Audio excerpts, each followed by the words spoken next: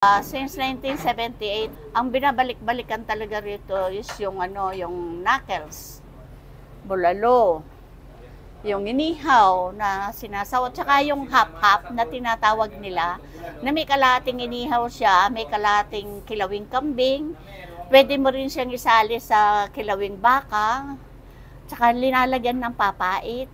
Lahat naman kami kasi rito, iisang putahe namin. Ang pagkakaluto lang ang pinagkakaiba. Kasi Ilocano yung isa, native yung isa, ako Kapampangan ako. So, sinusunod ko pa rin kung ano yung talagang dinadayo nila rito. Kumpleto sa sangkap at yung pagmamahal mo sa ginagawa mo. Yan lagi. Barangay Santo Niño, Slaughter Compound, Baguio City. Palayaw ko yung Mindas. Ang pangalan ko is Margie de Dios.